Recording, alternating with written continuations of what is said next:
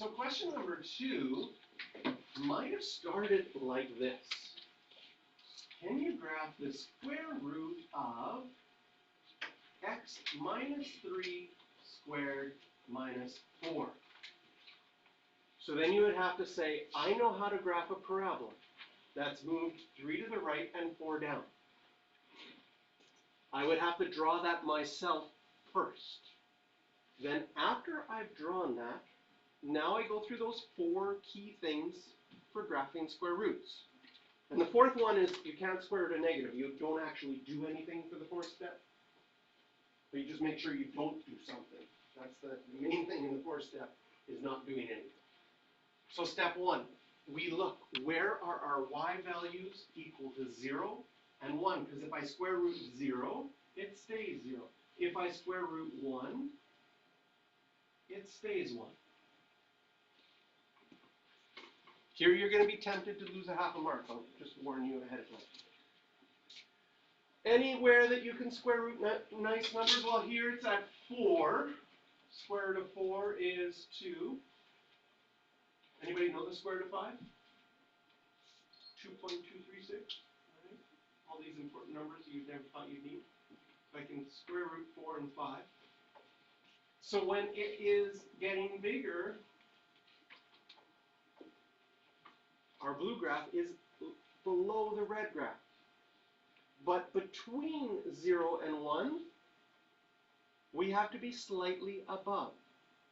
It's very hard to go slightly above here without going forward or backward in time. You have to be very careful, right? The best.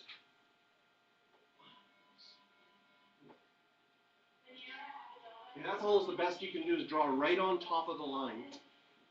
Again, I'll take out the orange. This would lose you a half a mark, because you went back in time. But to slightly above without going back in time is really hard. So if it gets that close, if you draw it right on top, with the on top sort of being overlapped a little bit above, then you'll be fine. Oh, and ask for domain and range. Ooh, still orange. Oh yeah, step 4. Notice I didn't draw anything in between. That's step 4. Don't draw things where the y values are negative. Because can you square root a negative number? No. So step 4 is like a step of restraint. Can you stop graphing when you're supposed to stop? Domain of this one's a little bit weird. Okay? I'll show you 2 different ways you can write the domain, because it has 2 different parts. So you can either write it in set notation like this. X is less than or equal to 1, and then we use the word or. X is bigger than or equal to 5. And in interval notation, you would say, well, less than or equal to 1 is from negative infinity to 1, and then a square bracket. And in interval notation, instead of the word or, we make a big U. I sometimes think of that as ur instead of or. And then we start at 5 and go up forever to infinity. Square brackets because of the equal sign. So you have a choice of either of those. And our range, that's easier. Our y values are bigger than or equal to 0.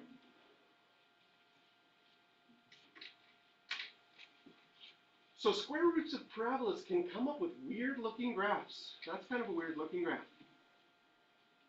But we follow the steps all the way through. So the second one, if you want to square root this graph, by the way, if it was a harder question, they would have given you that this is negative x squared plus 9. And then you would have to graph the inside first, and then follow the steps. So, if you square root 0, it stays the same. So first of all, you find out where your y values are 0. They're going to stay the same. Then if you square root 1, it stays the same. So you find out where your y values are 1. And really make those dots obvious for the final exam marker, that you know that they're there. Any other nice numbers? Well, here's 4, right?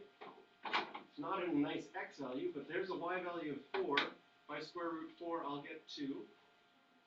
And the same thing would happen over here. And the maximum here is a 9.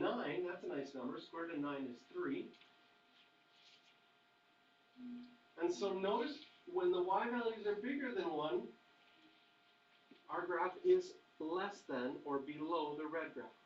But between 0 and 1, and this one, I'm telling you, the best I think you can do is like draw it right on top without exaggerating and going back in time.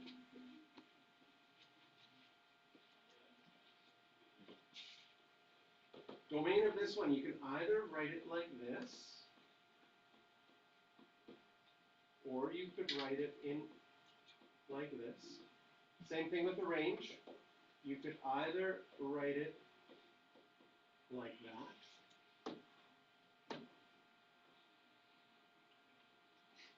or you could write it like that.